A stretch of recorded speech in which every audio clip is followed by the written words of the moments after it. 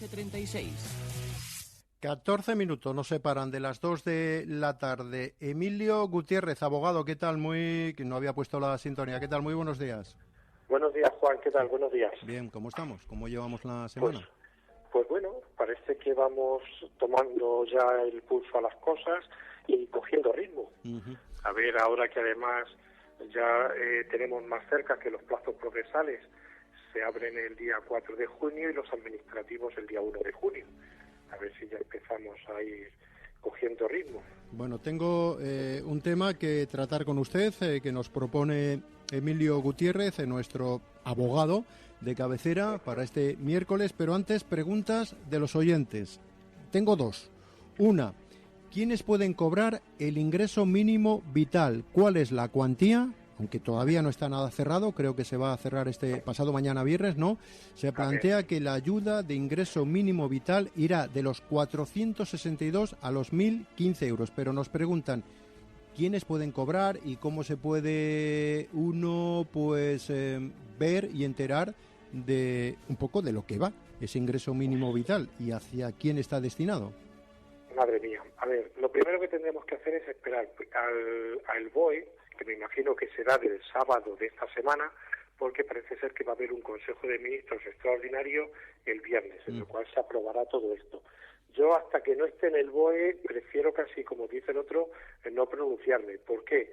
Pues porque está todo muy en el aire, no se sabe a qué familias se van a beneficiar. En teoría son personas con riesgo de exclusión social o personas que no lleguen a ese mínimo vital con pensiones que tengan de seguridad social o demás, pero está todo muy, por decirlo de alguna manera, cogido con pinzas. Y es más, tú has visto desde que estamos en el estado de alarma, Juan, que unas veces hemos tenido un BOE y al día siguiente no le han modificado, con lo cual yo hasta que no lo...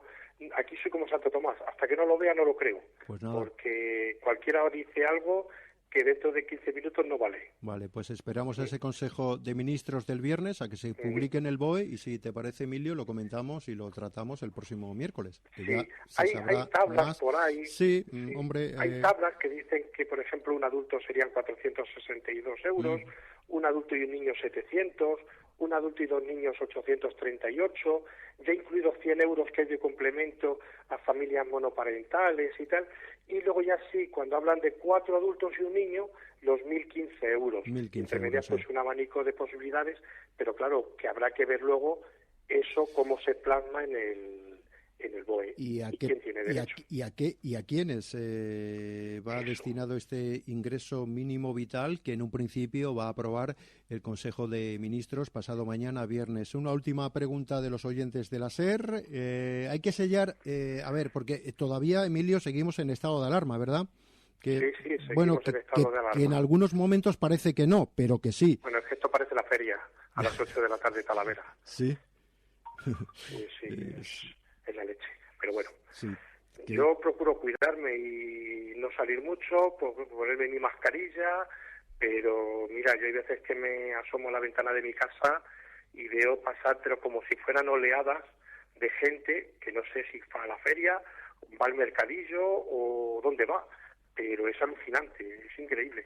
Bueno, te puedo decir que ayer salí del garaje de mi casa y bueno, pasé por la corredera y había cola para sentarse en las terrazas, pero no una y dos personas, a lo mejor 15 o 20 personas, y además allí todas hechas corrito y tal, y digo, pues estos sabrán. Pues en la yo, salud, desde luego, en la con lo que me cuentan los médicos y los sanitarios, sí. yo tendría mucho cuidado yo guardo mucho la distancia social, ya. O sea, lo tengo clarísimo. Pues en la salud de esa gente que no cumple con las medidas sanitarias va la salud del resto, ¿eh?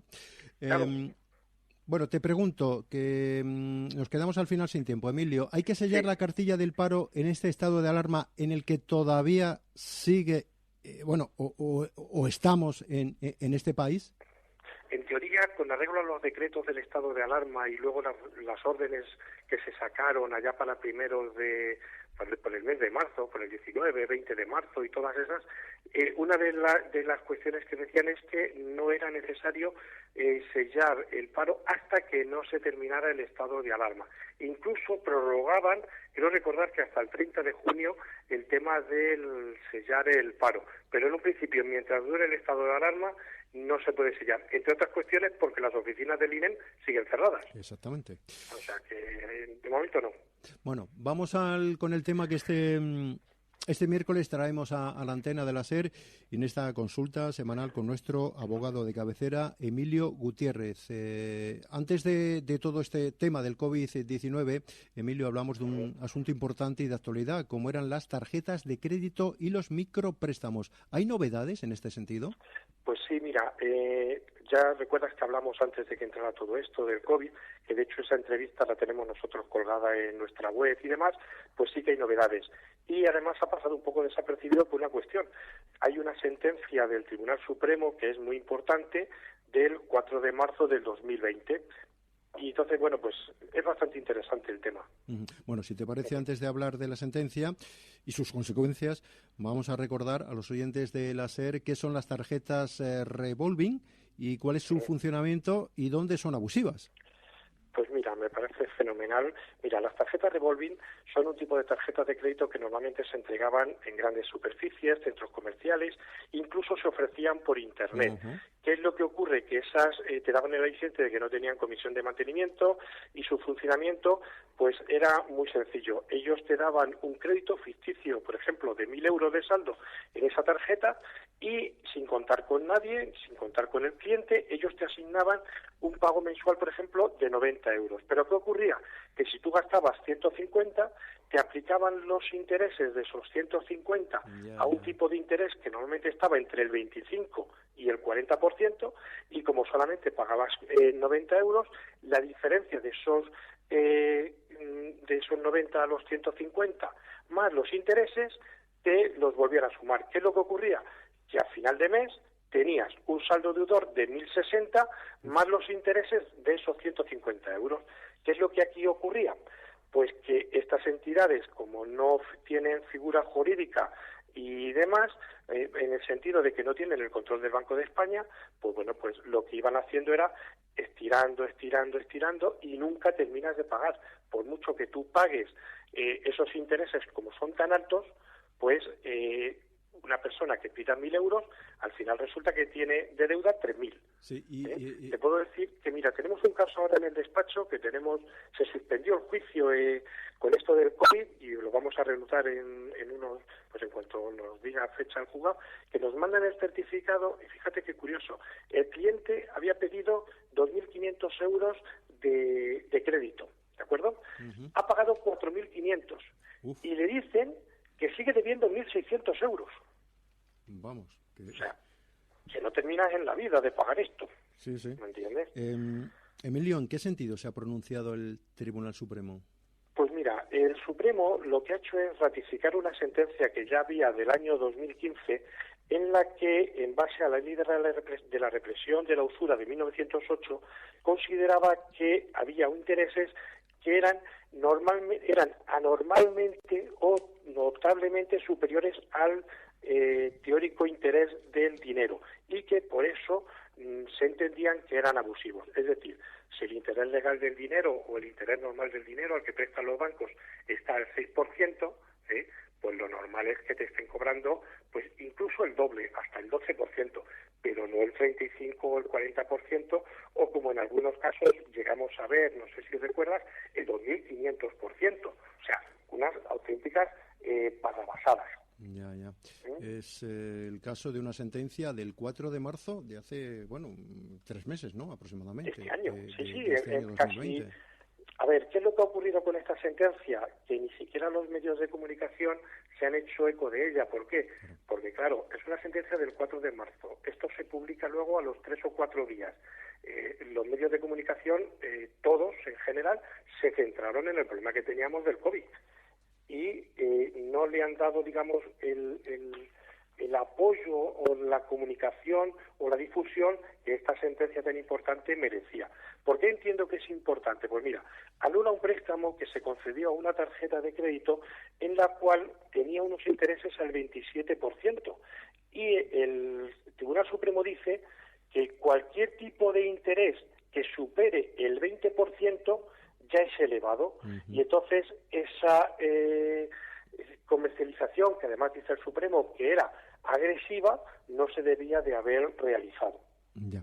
Y esto, Emilio, ¿esto se puede reclamar?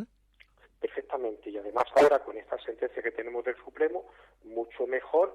Y si me permites, Juan, antes de esto te quiero un consejo muy importante a nuestros oyentes, y es que ahora están recibiéndose cartas y llamadas de los bancos y de las entidades estas diciéndoles que quieren renegociar con ellos. ¿Cuál es el problema? ¿En qué consiste la renegociación? Pues en ofrecerle el interés a 19,95, rebajarle un poquito la cuota, pero ¿qué ocurre? Que sigue siendo abusivo. Entonces, ¿cuál es el problema? Que no firmen. O sea, la cuestión, no firmar. ¿Por qué? Porque ese dinero que han estado pagando durante mucho tiempo, lo que tienen que hacer es devolvérselo. Si ellos firman, que fue también lo que pasó con las cláusulas suelo, ellos firman, están renunciando a poder reclamar lo que ese banco le haya estado cobrando de más durante todo este tiempo. Y es mucho dinero, porque es que te das cuenta que estamos hablando de que ha habido créditos que se ha pagado más del doble de intereses que lo que le habían concedido de crédito. Entonces, es importante que la gente no se llegue a, es otro engaño, que no llegue a ese engaño que le van a hacer, y que antes de firmar nada, en un contrato que ha dicho el Supremo que puede ser nulo, pues que no firmen nada. Y sobre todo que se asesoren. Si es con nosotros, pues mucho mejor. Pues Emilio Gutiérrez, increíble. Nos han sobrado en plural 2 minutos hoy con usted en esta consulta que tenemos con Emilio Gutiérrez, nuestro abogado de cabecera, todos los miércoles, bueno, todas las semanas aquí en la antena de la cadena SER, en este Hoy por Hoy Talavera. Emilio, ¿algo más antes de despedir? Pues nada, si acaso recordar nuestro WhatsApp que hemos habilitado para que nos hagan consultas, que es el 664-005252. En nuestra web incluso tienen puesto, como te he dicho, las conversaciones o las entrevistas que me habéis estado haciendo antes del coronavirus y después del coronavirus, por si alguien quiere precisamente ahondar un poquito más en esto que hemos comentado hoy de las tarjetas revolving, que creo que es bastante importante, porque ya te digo, están sobre todo llamando a la gente y les están llevando pues quizás a un engaño un poco que bueno, pues que la gente, dada la situación que tenemos ahora mismo de crisis económica, creo que el consumidor no se lo merece. Y los bancos y las entidades estas, que bueno, no voy a dar nombres, pero muchos de ellos tienen centros comerciales y tienen pabellones deportivos y cosas de esas con su nombre, pues deberían de ser un poquito más respetuosos con el consumidor, y sobre todo ahora con la situación de crisis que tenemos. Pero bueno, es lo que hay.